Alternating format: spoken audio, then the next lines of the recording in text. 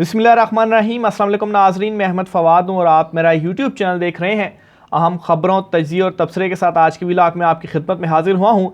इमरान खान साहब और शाह महमूद कुरैशी दोनों को 10-10 साल की सज़ा साइफ़र मुकदमे में सुना दी गई है, लेकिन नाज़रीन असल में ये सज़ा नहीं सुनाई गई।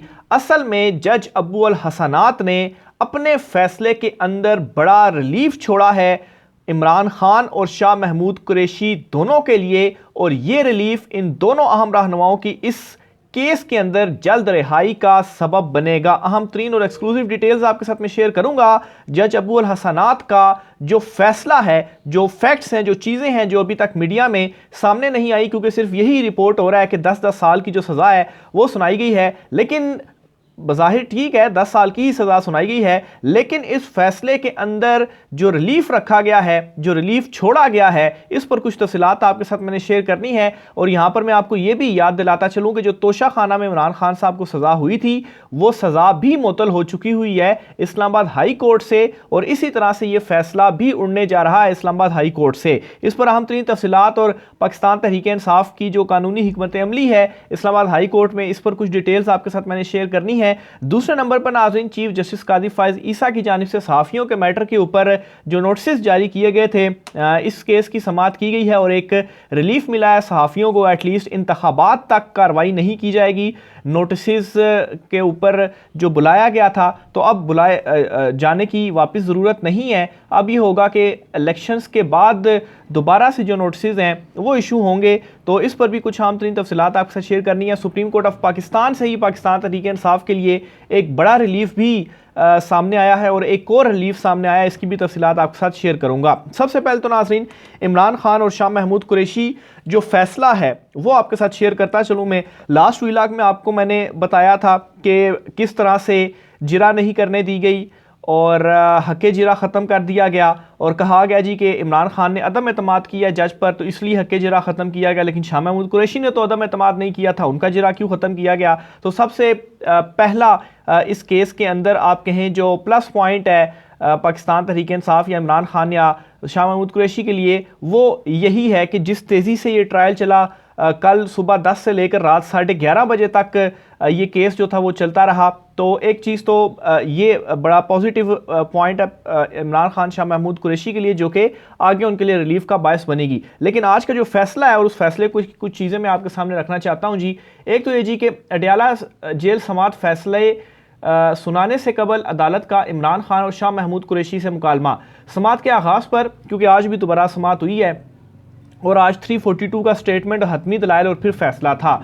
अच्छा, समात के आगाज़ पर मुल्ज़िमान बानिए PTI और शाह महमूद कुरैशी को दफ़ा 342 का सवालनामा दिया गया। इमरान खान की जानिब से पहले अपना 342 के तहत बयान अदालत में रिकॉर्ड करवाया गया। खान साहब, आपसे आसान सा सवाल पूछा है, साइफ़र कहाँ है? इमरान खान का बयान मुकम्मल होने के बाद अदालत का इस्तफसार, मैंने वही बयान में कहा है कि मुझे नहीं मालूम, साइफ़र मेरे दफ्तर में था। इमरान खान का जवाब, खान साहब, शाह महमूद कुरैशी साहब मेरी तरफ देखें, मैं आपको 10-10 साल की सज़ा सुनाता हूँ। जज, शाह महमूद कुरैशी की जानिब से बयान रिकॉर्ड कराने से कबल ही फैसला सुना दिया गया। फैसला सुनाने के बाद जज अबू अल हसनात मोहम्मद जुल्करनैन अदालत से उठकर चले गए।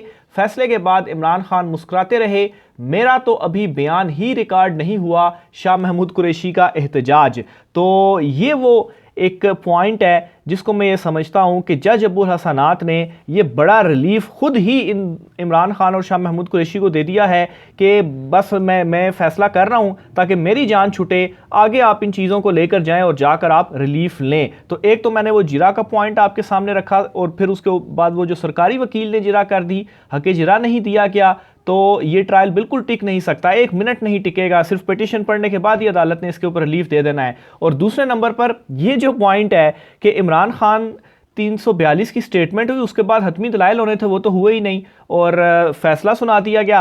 और शाह महमूद कुरैशी का 342 का भी बयान जो है वो रिकॉर्ड नहीं हुआ और फैसला सुना दिया गया। शाह महमूद कुरैशी के साथ तो दो चीज़ें हुई हैं। एक तो ये जी कि उन्होंने तो जज पर अदम एतमाद भी नहीं किया था और फिर भी उन्हें जिरा नहीं करने दी गई, और दूसरी तरफ उनका बयान भी रिकॉर्ड नहीं हुआ और जो फैसला था वो सुना दिया गया। तो बिल्कुल साफ ये चीज़ें लग रही हैं कि जल्दी में फैसला सुनाया गया और ये फैसला सुनाया जाना था और सज़ा देने का इरादा था, इसलिए जो फैसला है वो सुना दिया गया। लेकिन ये जो चीज़ें हैं ये इस वक्त जज अबुल हसनात के जो हैं उनके ऊपर बेशक जो क्रिटिसिज्म है वो भी हो रहा है। ठीक है, जो उनकी जानिब से फ़ैसला दिया गया ये फ़ैसला नहीं दिया जाना चाहिए था, या इसमें जितनी भी कानूनी तौर पर चीज़ों को देखा जाए तो इस तरीके से ट्रायल नहीं चलाया जा सकता था, लेकिन उसके बावजूद भी फ़ैसला आया। लेकिन ये जो चीज़ें छोड़ी गई हैं बीच में, ज़ाहिर सी बात है ये चीज़ें इसी वजह आगे चलकर जो रिलीफ मिलता है वो इसी वजह से ही मिलता है कि जो प्रोसेस है वो अडॉप्ट नहीं किया गया, कोई सबूत पेश नहीं किए गए।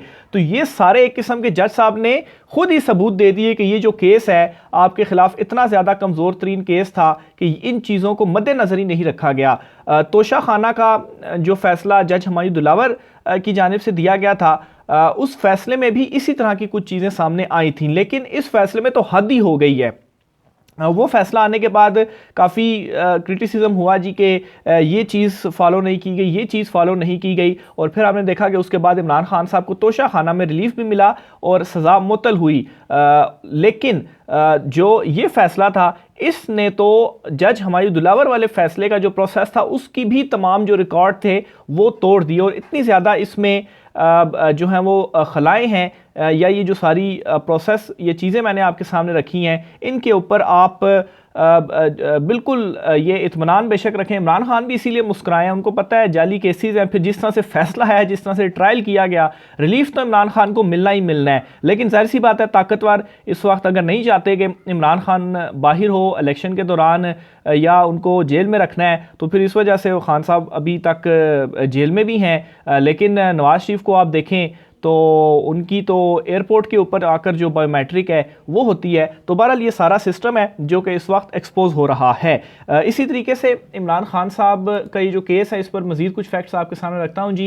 इमरान खान और शाह महमूद कुरैशी को साइफर केस में 10 साल की सज़ा सुना दी गई। अच्छा, जो माहौल बन रहा था ना कि सज़ाए मौत इमरान खान साहब को दे दी जाएगी या फांसी इमरान खान साहब को दे दी जाएगी, तो ज़ाहिर सी बात है उसमें एक मैंने आपके सामने कुछ रोज़ कबल मैंने ये वीलॉग किया था। जो लोग मुझे रेगुलर मेरा वीलॉग देखते हैं उनको मालूम होगा, मैं इन चीज़ों को कंपेयर करके आपको बताया था कि इससे क्या होगा कि जो वोटर है वो शायद मायूस हो जाएगा, वोट नहीं डालेगा, और फ़ायदा किसको होगा, मुखालफिन जो इमरान खान के हैं उनको होगा।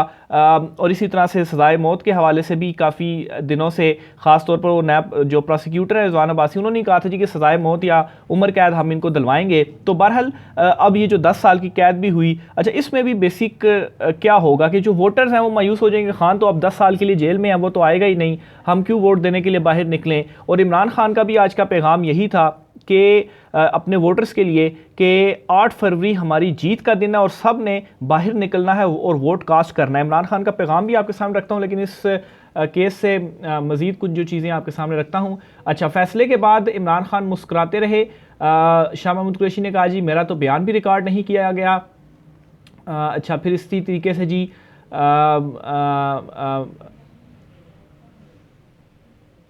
मैंने वही बयान में कहा है कि मुझे नहीं मालूम। अच्छा, ये जो जज साहब का सवालात ये सारी चीज़ें मैं आपके सामने रख चुका हूँ।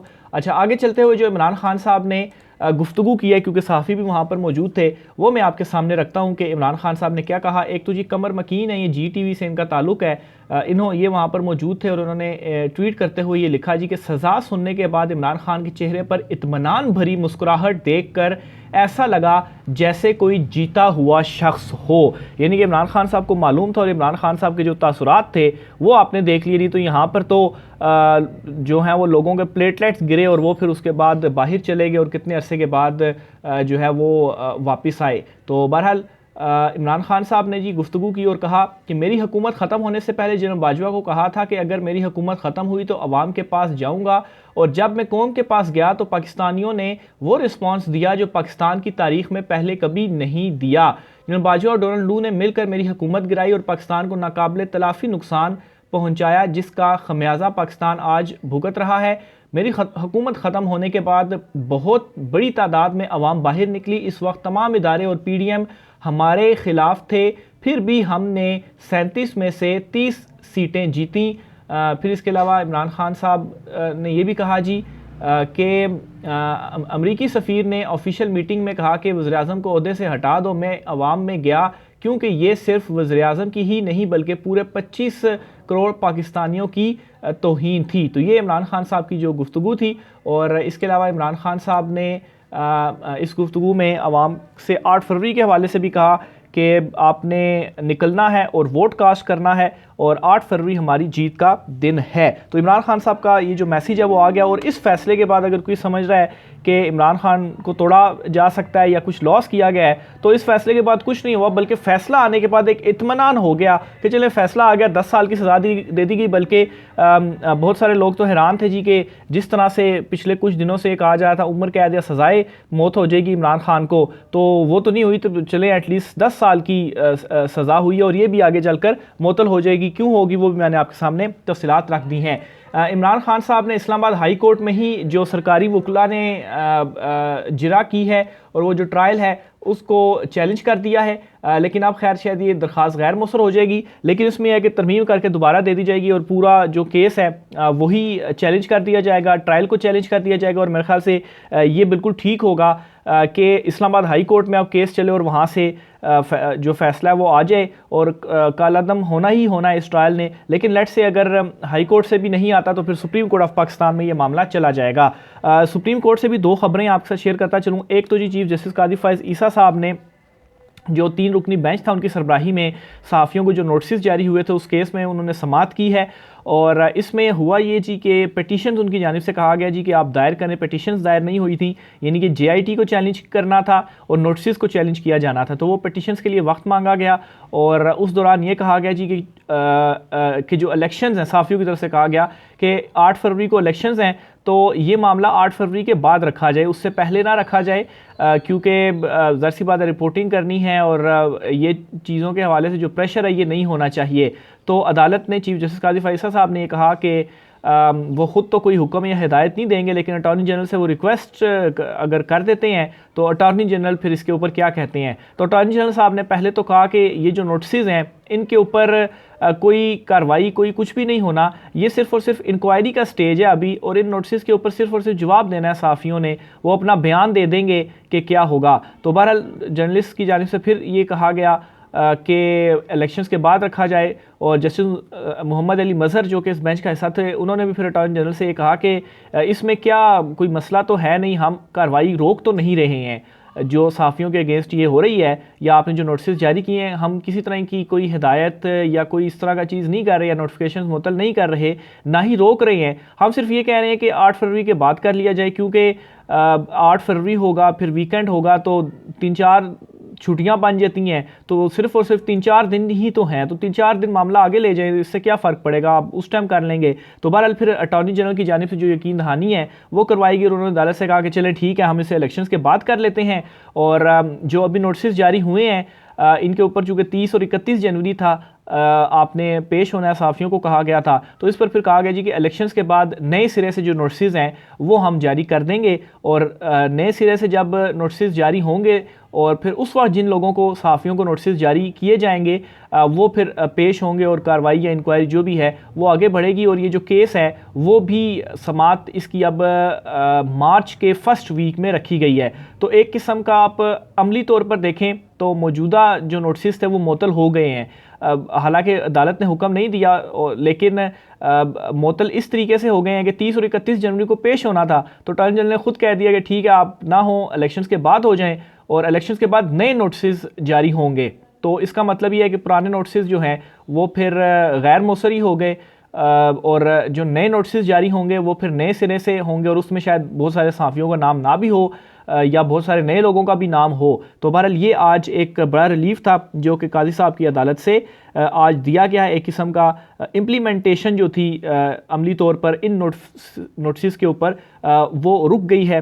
चीफ जस्टिस कादी फाइज ईसा साहब जो हैं उन्होंने ये एक रिक्वेस्ट जो थी वो अटॉर्नी जनरल से की। सुप्रीम कोर्ट ऑफ पाकिस्तान में ही जस्टिस मुनीब अख्तर की सरबराही में 3 रुकनी बेंच ने इलेक्शंस के रिलेटेड एक मुकदमे की समाअत की जो कि पाकिस्तान तहरीक इंसाफ के उम्मीदवार उमर फ़ारूक जो कि NA 99 और PP 107 फैसलाबाद से इलेक्शंस लड़ रहे थे, उनके कागजात नामजदगी मुस्तरद हुए थे।